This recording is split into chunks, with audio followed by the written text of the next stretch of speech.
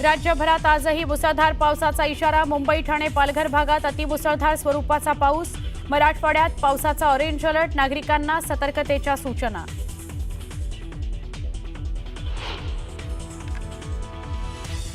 जायकवाडी धरणातून तब्बल 3,06,000 क्युसेकनं पाण्याचा विसर्ग। धरणाचे दरवाजे 12 फुटांनी उघडले। मोठ्या प्रमाणात पाण्याचा विसर्ग झाल्यानं गोदाकाठच्या गावांना अलर्ट।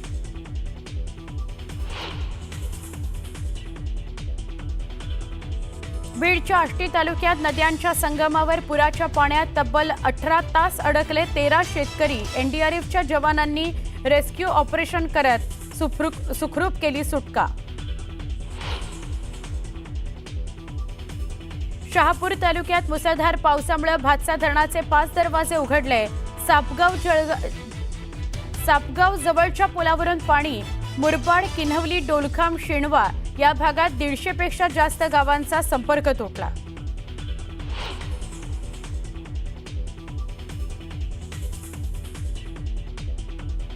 पालघर जिल्ह्यात पावसाचा ऑरेंज अलर्ट, खबरदारी म्हणून जिल्हा प्रशासनाकडून शाळा आणि महाविद्यालयांना सुटी।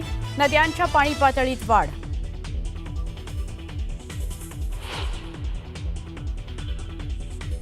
बुलडाण्यात ढगफुटी सदृश्य पाऊस, शेतकऱ्यांचे मोठे हाल। शेती पाण्याखाली, कापूस, सोयाबीनसह इतर पिकं उद्ध्वस्त, शेतकरी हवालदिल।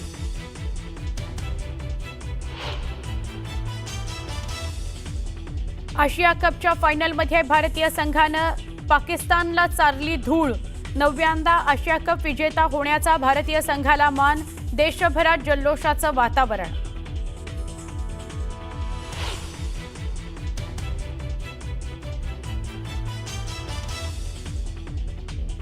पाकिस्तानला धूळ चारल्यानंतर चॅम्पियन टीम इंडियाचा मोठा निर्णय।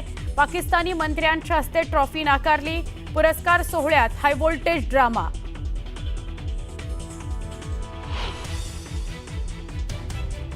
भारतीय गोलंदाज जसप्रीत बुमराहनं हरीफ राऊतचा उतरवला माज। विकेट घेतल्यानंतर विमान पाडल्याचा इशारा करत पाकिस्तानला त्यांच्या शैलीत दिलं थेट उत्तर। आणि टीम इंडियाच्या विजयानंतर पंतप्रधान नरेंद्र मोदींकडून ट्विटरवरून ऑपरेशन सिंदूरचा उल्लेख करत संघाचं कौतुक। खेळाच्या मैदानावरही ऑपरेशन सिंदूर। मोदींनी ट्विटरवरून पाकिस्तानला डिवचलं।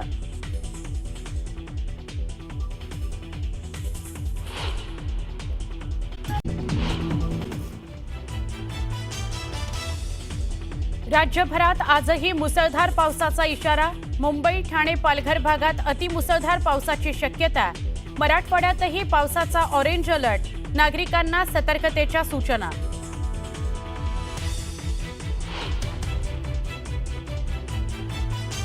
जायकवाडी धरणातून तब्बल 3,06,000 क्युसेकनं पाण्याचा विसर्ग। धरणाचे दरवाजे 12 फुटांनी उघडले। मोठ्या प्रमाणात करण्यात आलेल्या विसर्गामुळे गोदाकाठच्या गावांना अलर्ट।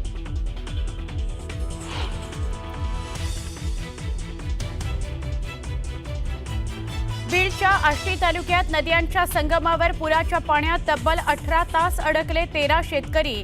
एनडीआरएफच्या जवानांनी रेस्क्यू ऑपरेशन करत काढलं बाहेर।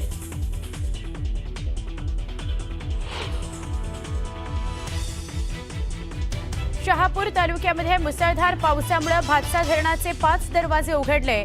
सापगाव जवळच्या पुलावरून पाणी। मुरबाड, किन्हवली, डोलखाम, शेणवा या भागातील 150 पेक्षा जास्त गावांचा संपर्क तुटला।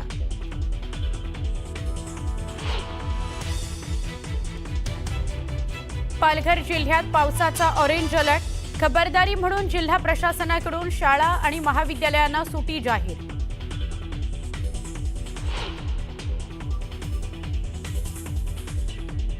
बुलडाण्यामध्ये ढगफुटी सदृश्य पावसामुळे शेतकऱ्यांचे मोठे हाल।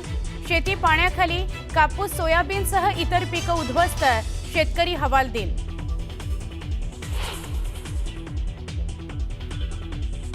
आशिया कपच्या फायनलमध्ये भारतीय संघानं पाकड्यांना चारली धूळ।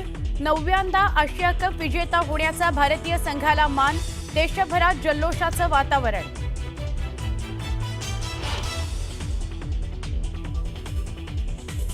पाकिस्तानला धूळ चारल्यानंतर चॅम्पियन टीम इंडियाचा मोठा निर्णय। पाकिस्तानी मंत्र्यांच्या हस्ते ट्रॉफी नाकारली। पुरस्कार सोहळ्यात हाय व्होल्टेज ड्रामा.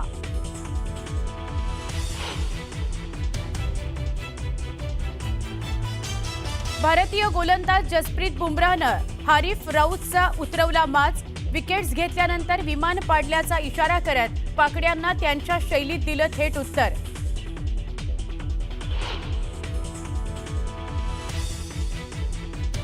आणि टीम इंडियाच्या विजयानंतर मोदींकडून ट्विटरवरून ऑपरेशन सिंदूरचा उल्लेख करत संघाचं कौतुक. खेळाच्या मैदानावर ऑपरेशन सिंदूर, मोदींनी ट्विटरवरून पाकड्यांना डिवचलं.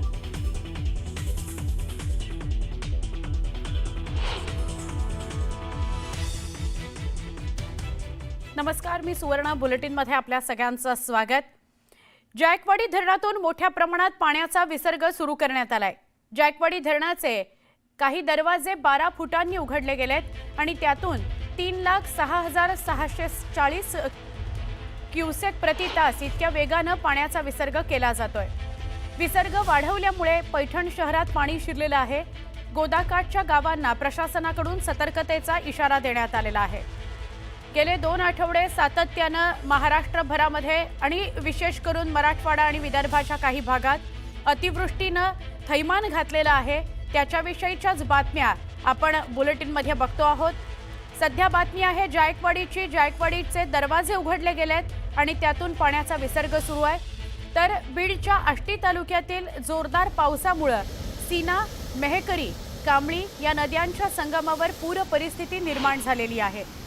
सांगवी, आष्टी या परिसरातील चोपन वस्ती ते हिंगणी या परिसरातील 13 शेतकरी आणि लहान मुलं अडकलेली होती. आष्टी बीड इथली दृश्य, त्यांना सरतेशेवटी NDRFच्या जवानांनी रेस्क्यू केलं आणि त्यांची सुटका केली. तब्बल 18 तास हे नागरिक पुराच्या पाण्यात अडकून पडलेले होते. जिल्ह्याचे कलेक्टर, आमच्या तहसीलदार आणि मी नंतर बोलवून पटकन NDRFची टीम त्या ठिकाणी बोलवली. प्रत्यक्षात मला तिथं जाता आलं नाही, परंतु माझे बंधू, पुतण्या, मुलगा, बाकीचे सर्व मंडळी त्या ठिकाणी होती. जवळपास 12 ते 13 लहान मुलं, त्याच्यामध्ये 2-3 आहेत, असे 12-13 लोक रेस्क्यू करण्यात आलेले आहेत. म्हणजे आता एकही माणूस माझ्या मतदारसंघातला, विशेषतः आष्टी तालुक्यातला आणि दोन्ही तालुक्यातला कोणीही ट्रबलमध्ये नाही.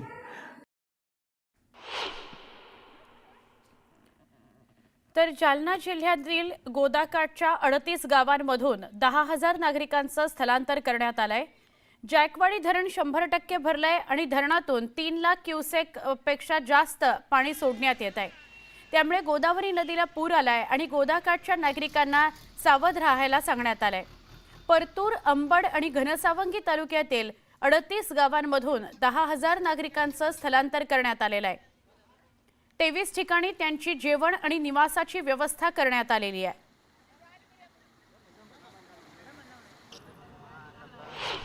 बुलडाणा जिल्ह्याच्या सिंदखेड राजा तालुक्यात 2 वेळा झालेल्या ढगफुटी सदृश्य पावसानंतर आता पुन्हा या भागात अतिवृष्टी झाली आहे.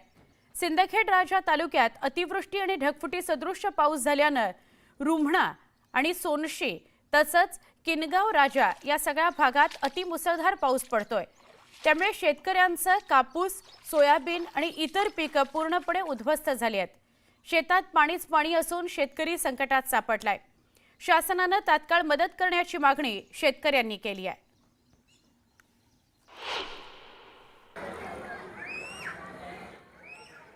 तर ही दृश्य जळगावची आहेत. जळगावच्या एरंडोल तालुक्यातही मुसळधार पाऊस बरसतोय. मुसळधार पावसामुळे गाव आणि परिसरात पूरसदृश्य परिस्थिती निर्माण झाल्याचं दिसतंय. गिरणा नदीच्या उपनद्यांना महापूर आलाय.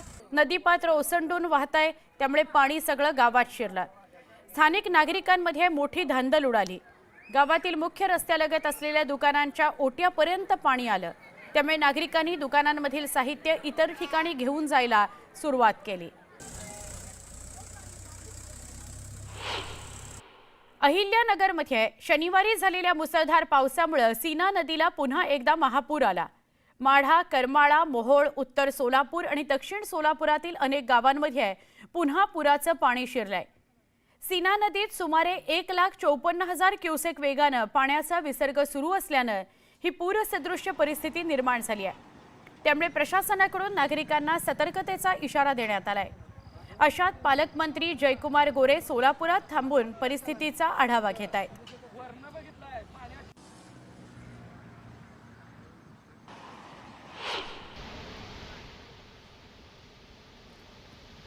धाराशिव परंडा तालुक्यातील सीना कोळेगाव धरणामधून रविवारी रात्री 29 दरवाजांमधून 1,00,000 क्युसेक प्रतितास पाण्याचा विसर्ग सीना नदीत सुरू आहे. दरम्यान गेल्या 38 दिवसांमध्ये 48 टीएमसी पाणी वाहून गेलंय. सध्याची पूरस्थिती बघता नदीकाठच्या लोकांना सावध राहायला सांगण्यात आलंय.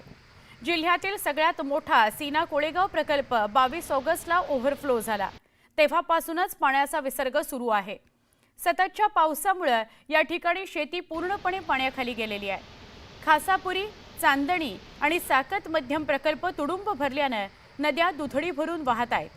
या ठिकाणी असलेल्या 24 गावांमधील 3,400 लोकांना सुरक्षित ठिकाणी हलवण्यात आलेलं आहे.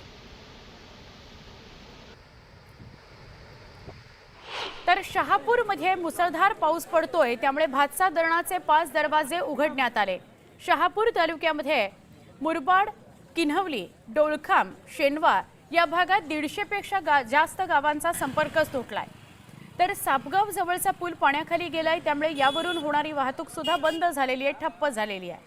पुलावरील डांबराचे थर आणि पुलाचे कठडे वाहून गेलेले आहेत. आता पाणी कमी झालं असलं तरी पुलावरून वाहतूक करू देण्यास पोलिसांनी मनाई केलेली आहे.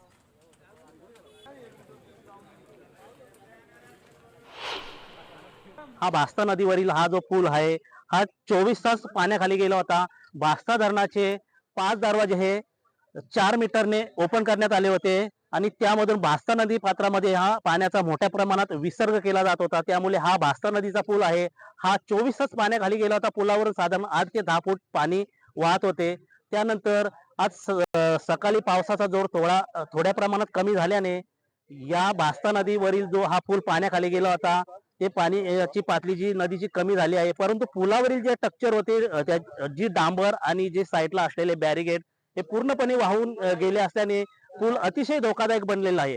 आणि हा धोकादायक पुलावरून मात्र नागरिकांना जाण्यासाठी प्रशासनाकडून, पोलीस प्रशासनाकडून बंदी घालण्यात आलेली आहे. मात्र येथील काही जे वाहन चालक आपला जीव धोक्यात टाकून या पुलावरून वाहन नेण्याचा प्रयत्न करतात. मात्र त्यांच्यामध्ये आणि नागरिक आणि पोलिसांच्या मध्ये काही बाचाबाचीच्या सुद्धा घटना घडलेल्या आहेत. मात्र हा मेन रस्ता हा शहापूर, शेनवे, किन्हवली, डोलखाम याच रस्त्याला मुरबाड आणि पुढे अगदी 1 किलोमीटरवर समृद्धी महामार्ग जोडला जातो. आणि अतिशय वर्दळीचा आणि शहापूर तालुक्यामधील 70% हा रस्ता वर्दळीचा म्हटला जातो. मात्र या रस्त्यावर हा जो ब्रिज आहे हा जर नागरिकांना वाहन घेऊन जाण्यासाठी जर या ब्रिजवरून बंदी करण्यात आली तर मात्र तालुक्यामधील अनेक या ब्रिजवरून या रस्त्यावरून प्रवास करतात आणि लाखो रुपयाचा रोजगार सुद्धा बुडला जातो. याकडे आता पोलीस प्रशासन केव्हा लक्ष देणार आणि हा ब्रिज वाहतुकीसाठी चालू करणार की बंद करणार याकडे नजर ठेवून नागरिक पाहत आहेत. न्यूज 18 लोकमत, सुनील गरत, शहापूर. पालघर जिल्ह्याला आज पावसाचा ऑरेंज अलर्ट दिला गेलाय. जिल्ह्यात मुसळधार पावसाची शक्यता आहे. खबरदारी म्हणून जिल्हा प्रशासनानं शाळा आणि महाविद्यालयांना आज सुट्टी जाहीर केलेली आहे. पहाटेपासूनच जिल्ह्यात पावसानं काही प्रमाणात विश्रांती घेतली आहे. धरणांमधून पाण्याचा विसर्ग सुरू आहे, त्यामुळे नद्यांच्या पाणी पातळीत वाढ झालेली आहे.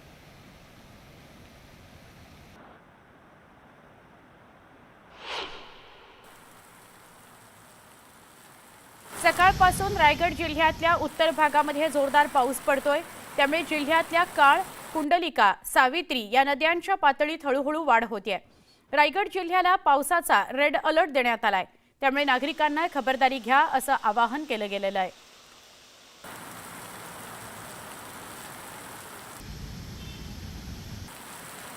जळगाव जिल्ह्यातील पाचोरा, भडगाव आणि चाळीसगाव या तालुक्याला पुन्हा एकदा अतिवृष्टीनं तडाखा दिलाय. आठवड्याभरात तिसऱ्यांदा यापुढे शेतकऱ्यांवर मोठं संकट ओढावलेलं आहे. चाळीसगाव तालुक्यामध्ये झालेल्या अतिवृष्टीमुळे गिरणा नदीला महापूर आलाय. रात्री गिरणा धरणामधून 60,000 क्युसेक पाण्याचा विसर्ग सुरू आहे. सकाळी हा विसर्ग कमी करून 45,000 वर पोहोचलाय. जिल्ह्यातील 1,00,000 हेक्टर वरचं पीक अतिवृष्टीमुळे बाधित झालंय. 2,000हून अधिक जनावरं वाहून गेली आहेत. चाळीसगाव तालुक्यातील मन्याड धरणाच्या भिंतीला धोका निर्माण झाल्यामुळे नांदरा गावातील ग्रामस्थांचं प्रशासनाने स्थलांतर केलेलं आहे. तितूर, डोंगरी, हिवरा, बहुरा, अग्नवती, इंद्रायणी आणि उतावळी या नदीला पुन्हा एकदा पूर आलाय. धरण फुटण्याचा धोका लक्षात घेता प्रशासन अलर्ट मोडवर आहे.